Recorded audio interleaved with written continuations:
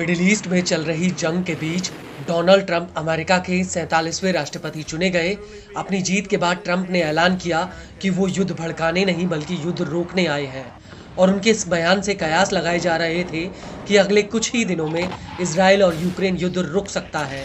और इसको लेकर कतर की अगुवाई में युद्ध विराम पर बातचीत भी चल रही थी, लेकिन हमास के अड़ियल रवैये की वजह से कतर ने गाजा और लेबनान युद्ध को लेकर अपने हाथ पीछे खींच लिए हैं और हमास के अधिकारियों को कतर छोड़ने का आदेश भी दे दिया है।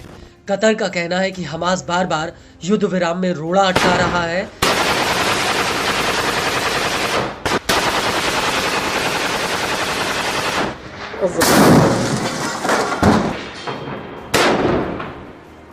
लेकिन इस सब के बीच हिजबुल्लाह के साथ इजराइल की जंग अभी इतनी जल्दी रुकने वाली नहीं है, क्योंकि कुर्सी संभालते ही इजराइल के नए रक्षा मंत्री इजराइल काट्स ने दो टूक कह दिया कि जब तक युद्ध के लक्ष्य हासिल नहीं कर लिए जाते तब तक लेबनान में सीजफायर नहीं होगा।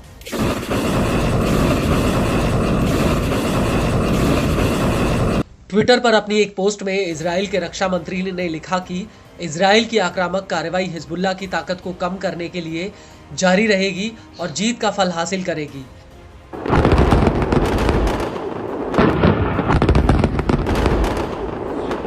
कार्ड्स ने अपने इसी बयान में आगे कहा कि जब तक हमारे लक्ष्य हासिल नहीं हो जाते तब तक हम पूरी ताकत से हिजबुल्लाह पर हमले जारी रखेंगे। इजराइल ऐसे किसी भी समझौते पर राजी नहीं होगा जो स्वतंत्र रूप से उसे आतंकवाद को रोकने का अधिकार नहीं देता, जिसमें लेबनान में लक्ष्य को हासिल करना, हिजबुल्लाह का निशस्त्रीकरण और उसे लितानी नदी के पीछे धकेलना और उत्तर के लोगों को वापस उनके घरों में सुरक्षित लौटाना शामिल है।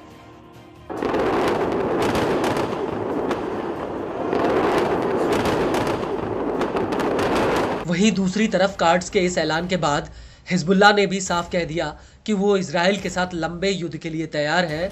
इसको लेकर हिजबुल्लाह के मीडिया अधिकारी मोहम्मद अफीफ ने ऐलान किया कि उन्हें इजराइल या किसी अन्य पक्ष से रचनात्मक युद्ध विराम का कोई प्रस्ताव नहीं मिला है। अफीफ ने कहा कि जंग के मैदान में जिन लड़ाकों ने मोर्चा संभाला है उनके पास पर्याप्त हथियार, उपकरण और लंबे युद्ध की सप्लाई है। इजराइल के साथ लंबे युद्ध के लिए हर स्तर पर तैयारियां चल रही हैं।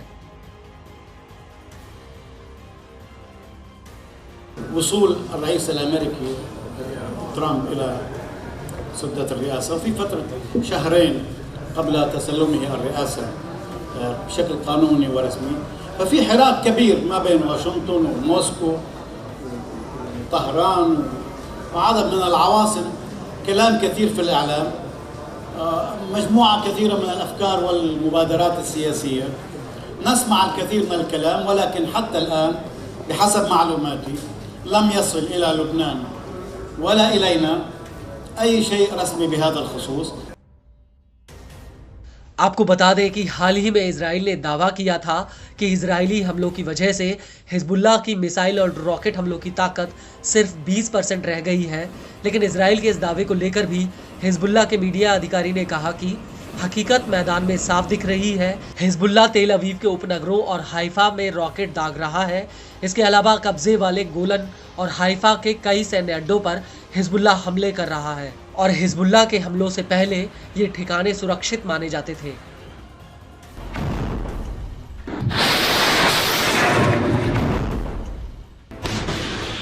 मोहम्मद हफीफ ने हिजबुल्लाह की ताकत का एहसास कराते हुए ये भी कहा कि फतह 110 मिसाइल को बेड़े में शामिल करना इस बात का सबूत है कि हिजबुल्लाह के पास अभी भी कई तरह के हथियार हैं जो ज़रूरी प्रबंधन के आधार पर मैदान में उतारे जाएंगे।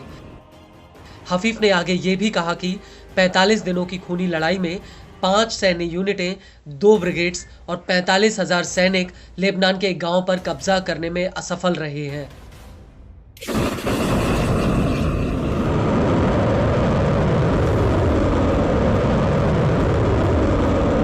हिजबुल्लाह के मुताबिक इजराइल एक बार फिर से 2006 के युद्ध की गलती दोहरा रहा है।